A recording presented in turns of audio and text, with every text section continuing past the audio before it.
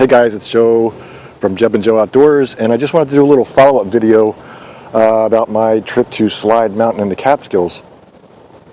One thing that happened, and in all the years that I've been camping, I have never, ever seen this.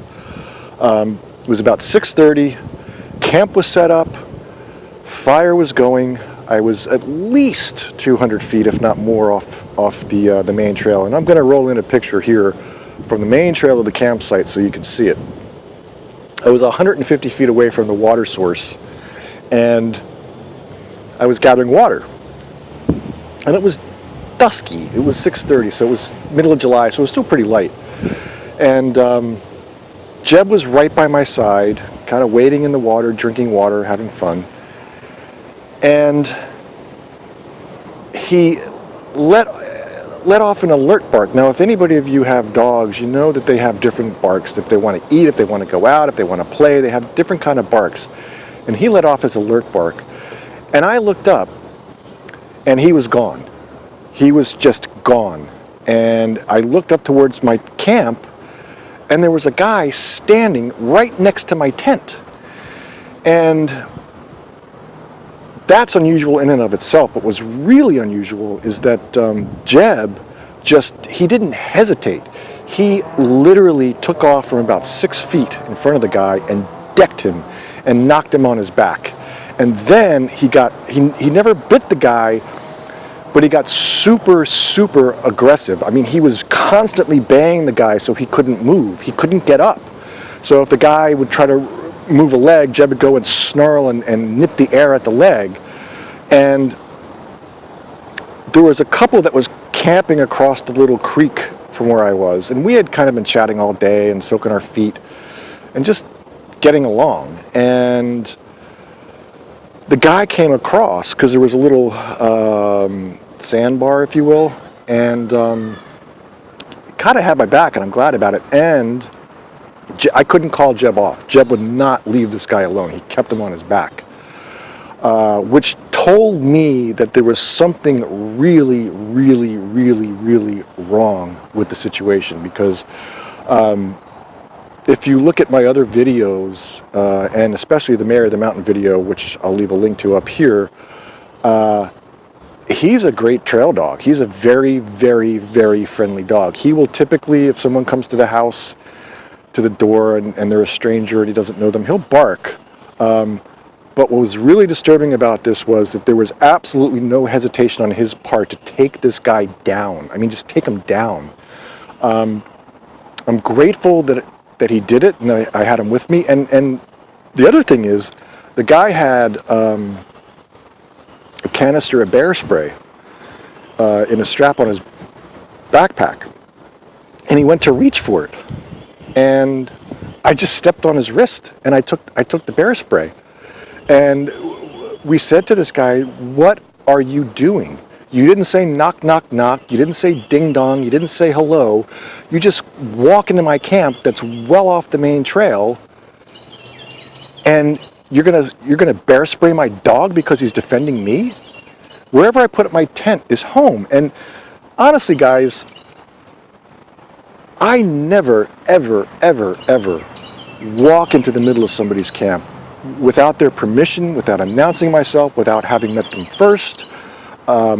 It's just kind of, it's camp etiquette. And I did some research when I got home, and that is basic camp etiquette. You just don't wander into somebody's camp. And this guy was clearly an experienced hiker, backpacker. I mean, he had gaiters, he had Fjallraven pants on, and they were worn, so it's not like he was a newbie out in the woods. I mean, I could see his gear had some miles on it. And I asked him, I said, "What are you doing here?" And now I was on the Neversink River, and I said to him, "What are you doing here?" And he said, "I am the keeper of the Neversink River, and I'm looking for my secret campsite." And that's what I said, "Dude, you just got to get out of here." You know, because something was wrong with the guy. And he was about my age. A lot bigger than me. He was probably about 6'3". And I've never, ever had anything like that happen. So if you guys have any weird experiences like that, feel free to share them in the comments or in a video, because that was just bizarre. Now, the other thing that I want to talk about is the same trip I got caught in a thunderstorm. And ironically enough, I had been on a website that I frequent a lot when I go into the Catskills. It's called the Catskill Mountaineer. And they had created a section on thunderstorm and lightning safety. And I read it, and it's packed full of great information for any backpacker or any hiker. So I'm going to include a link, and I'm actually going to roll in some footage from screencast of the page. And I really think it's useful information for any backpacker or any camper. I made a deliberate decision that night not to hike out because it would have been a night hike. All right, guys, this is the page on the website of the Catskill Mountaineer, which is kind of a vlog information area for anybody that wants to hike in the Catskills. But what's really good about this particular page, it talks about lightning and thunderstorms and risks and a whole diagram of locations where you're in your safest zones or your least safe zones. Now, I was down in an area like this, and I had another mountain going up on the other side, Peakamoose Mountain, and I had trees of equal height.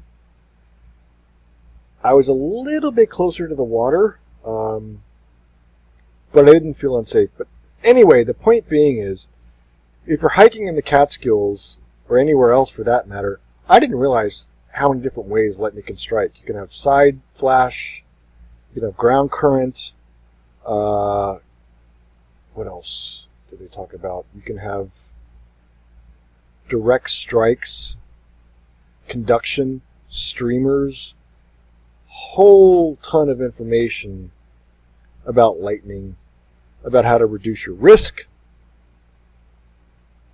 and how to take care of somebody that has been struck by lightning.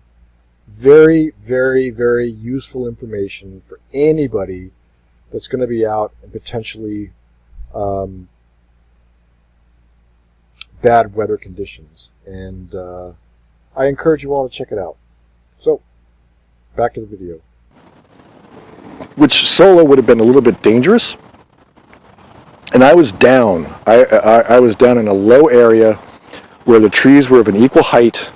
I was sort of close to a water source, not horribly close, but I was way, way, way, way below the ridge. I was between two mountains. It wasn't really a valley. It was, I don't know what they call it, whether it's a clove or a col or whatever, but I was way down between two mountains, and I felt relatively safe.